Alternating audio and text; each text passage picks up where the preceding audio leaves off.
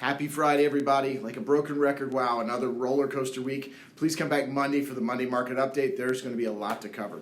Today is March 17, 2023, and this is your Friday planning video.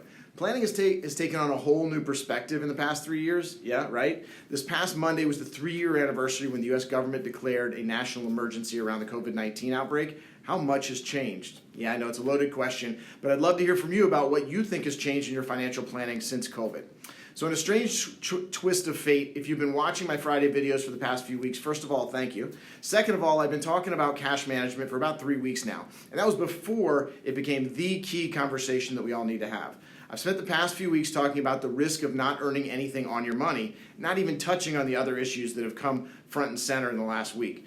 I don't want to take too much time talking about the 3 bank failures in the past 2 weeks and the second largest since Washington Mutual in 2008. Suffice it to say that this was one of those black swan events that in hindsight, there are a lot of people talking about how they saw it coming, how the regulators should have seen it coming. This is not for this video. There will be some high drama in front of Congress in a few weeks. If you can stand watching some of the usual players, just keep this in mind, I will tell you. Barney Frank, for those of you who remember him, he represented the great state of Massachusetts in the U.S. House from 1981 to 2013, and his name is on the famous bank legislation, the Dodd-Frank Act, came in about in 2010. That was supposed to make banks safer. He was on the board of Signature Bank, one of the 3 aforementioned banks that failed last week. Oh, the tangled web we weave.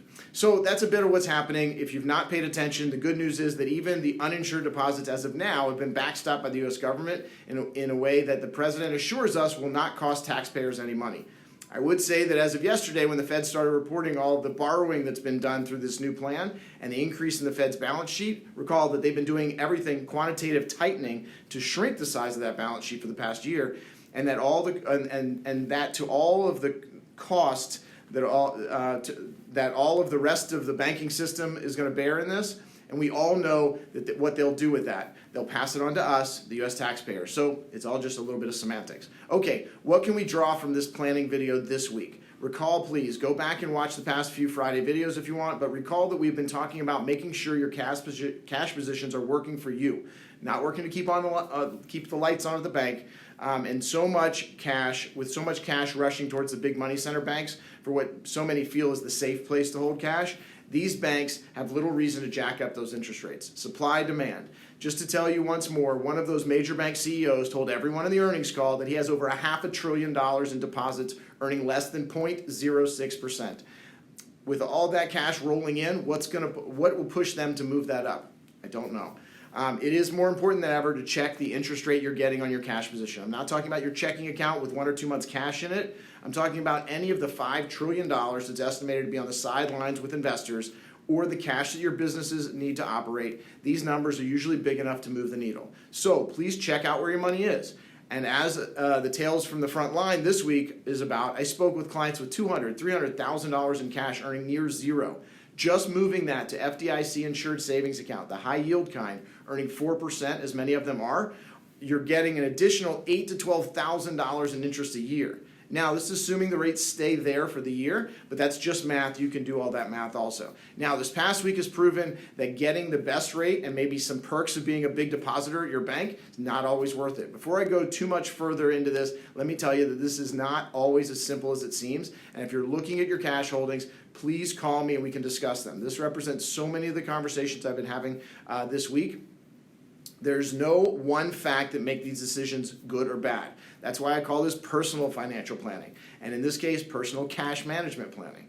2 other variables to watch are insurance and liquidity. I've had many calls about CDs, and as I see out my window, right out here, banks are offering them left and right. CDs may be right for you. Let's talk about them. They can be 3 months, 6 months, 11 months or more, and remember that there is a penalty for tapping that money before the end of the CD term. So the question I recommend you ask is, what is the equivalent rate that you can get on daily liquid money? You can then ask yourself if the extra interest on that longer-term CD is actually worth it. Another factor is if you think rates are going to come down. You may be able to get a 6-month CD now for 5%, but then when it comes due in 6 months, what are rates going to be then?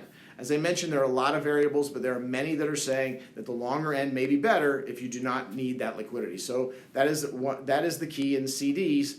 or other bond-like instruments. Even the ETFs and mutual funds, these all add a level of illiquidity that you need to factor in. Finally, for the wrap-up and the insurance conversation. Before the great financial crisis, 2008-2009, the FDIC insurance coverage was $100,000 of cash deposits.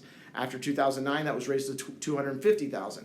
That is federally insured through the FDIC, Federal Deposit Insurance Corporation. The FDIC was formed by the Banking Act of 1933, post the Great Depression. This is the magic number that cash management needs to keep in mind. As was the case with the failed bank, estimates are that 90% of those deposits were over the $250,000 limit. In other words, uninsured. Now, as I mentioned, the government has pledged to make all of them whole, but we cannot count on that for all deposits.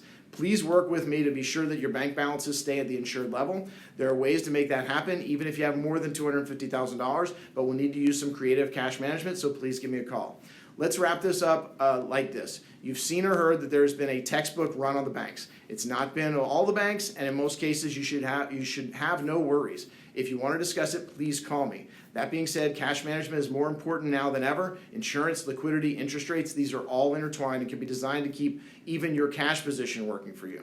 A year ago, there was no alternative to low-yielding cash accounts for that safe money. Today is different. Just as we look to address both sides of your balance sheet and the financial plan, the debts and the assets, the cash as an asset also needs attention. As always, please stay in touch. Help me work on your cash management plan as well as your personal financial plan. We'll be back Monday with a Monday market update to wrap up this crazy week and the Fed meeting next week. After all of this inflation data will be behind us, there's a lot to talk about. Until then, hope for a less eventful weekend, and I hope you enjoy. See you Monday.